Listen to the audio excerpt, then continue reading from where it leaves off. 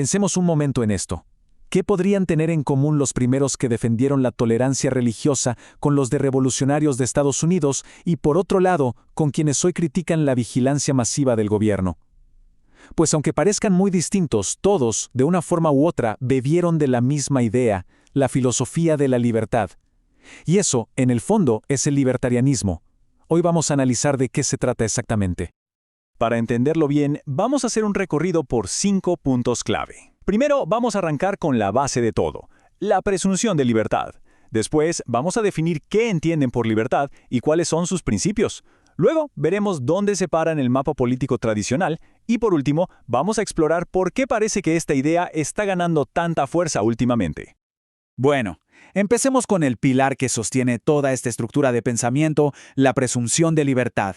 Y todo se reduce a una pregunta muy simple, pero a la vez muy poderosa, sobre quién tiene que justificar el poder. La pregunta central es esta.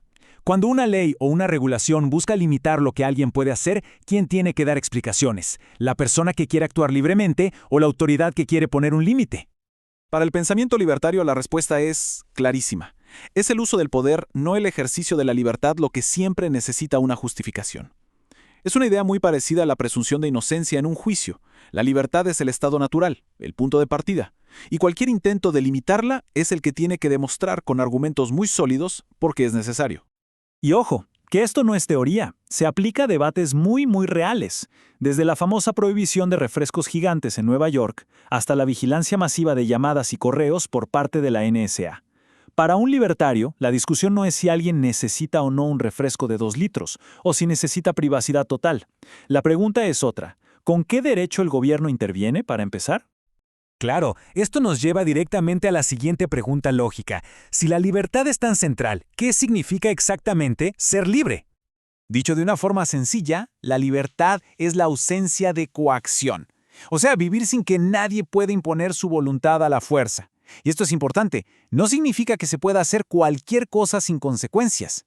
Significa que cada persona es dueña de sus decisiones y de su camino, sin que otros puedan decidir por ella de forma arbitraria. Y esta idea para nada es nueva, ¿eh? Miren, el filósofo John Locke ya lo decía de una forma muy parecida hace más de 300 años. Para él, la verdadera libertad no es el caos o la anarquía. Todo lo contrario. Es tener leyes que nos protejan de la violencia y de la voluntad arbitraria de los demás. En resumen, es tener una autonomía protegida. Bien, ya tenemos la base y la definición. Ahora, veamos cómo se arma todo este rompecabezas. ¿Cuáles son esos principios clave que funcionan como los pilares intelectuales de esta filosofía? Son 7 pilares. Primero, el individualismo, que es la idea de que cada persona es única y valiosa por sí misma. De ahí se desprende, lógicamente, lo segundo, los derechos individuales, que no los da el gobierno, sino que son inherentes a cada persona. Luego está el orden espontáneo, que es fascinante y ahora lo vemos en detalle. También el Estado de Derecho, que significa que las leyes se aplican para todos por igual, incluso para los que gobiernan. Esto, claro, exige un gobierno limitado. Y finalmente, los mercados libres, vistos como el motor de la prosperidad, y la paz, que es el ambiente necesario para que todo esto pueda florecer. De todos esos principios, el de orden espontáneo es de verdad uno de los más interesantes y a veces de los más difíciles de entender. La idea de fondo es que el orden en la sociedad, incluso el más complejo, no necesita a un director de orquesta. Emerge solo, de forma natural, a partir de las interacciones de millones de personas que simplemente buscan sus propios objetivos. El mejor ejemplo, uno que usamos todos los días, es el lenguaje. ¿Quién lo diseñó? Nadie. No hubo un comité de sabios que decidiera las reglas. Simplemente evolucionó, a lo largo de miles de años, con millones de personas hablando entre sí. Lo mismo pasa con cosas como el dinero o los propios mercados. Nadie los planeó. Surgieron como soluciones espontáneas a problemas reales de la gente. Bien, llegamos a la gran pregunta. Con todo esto, ¿dónde encaja el libertarianismo? ¿Es de izquierda? ¿Es de derecha? Bueno, la respuesta es que no encaja muy bien en ninguna de las dos cajas. Este gráfico lo explica perfecto. Si pensamos la política en 2 ejes, libertad económica por un lado y libertad personal por el otro, aparecen 4 cuadrantes. Los progresistas o liberals, en el sentido estadounidense, suelen querer más libertad personal, pero más intervención en la economía. Los conservadores, a menudo al revés, más libertad económica, pero más control en lo personal. Y los libertarios, bueno, se sitúan en esta esquina. Defienden la máxima libertad posible en los dos ejes. La palabra clave aquí, la que lo resume todo, es consistencia.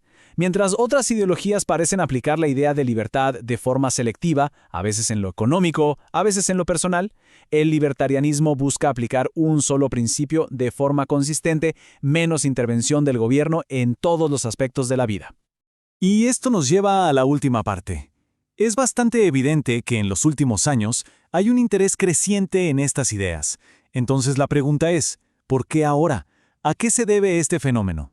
Parece que el origen de este resurgimiento se puede rastrear a una serie de sacudidas que crearon una desconfianza muy profunda en las grandes instituciones. Primero, la crisis financiera de 2008 y los rescates a los bancos, que a su vez dieron pie a movimientos tan diferentes como el Tea Party y Occupy Wall Street. Y para rematar, en 2013 explota el escándalo de la vigilancia masiva de la NSA. Todo esto alimentó un gran escepticismo hacia el poder centralizado.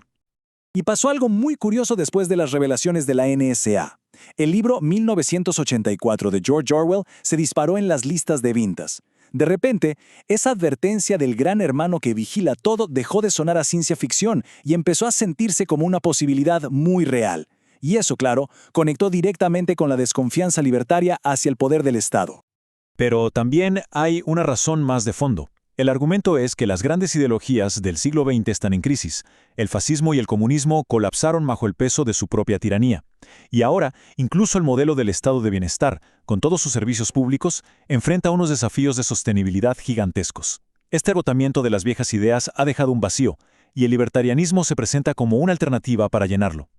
Y esto no es solo una sensación, ¿eh? Hay datos que lo respaldan. Miren este, por ejemplo. En el índice de libertad económica del mundo, Estados Unidos pasó de estar en el tercer puesto al 17º. Un reflejo muy claro de cómo ha aumentado la intervención del gobierno en la economía y, por tanto, ha disminuido la libertad económica. Al final del día, después de todo este análisis, la discusión se reduce a una sola pregunta fundamental. En un mundo que cambia a una velocidad de vértigo, ¿quién está en mejor posición para tomar las decisiones más importantes sobre la vida de una persona? ¿El propio individuo o el Estado? El libertarianismo desafía el orden establecido con un argumento potente. La libertad individual no es solo un ideal bonito, sino que es la herramienta clave para construir un futuro más próspero y más justo para todos.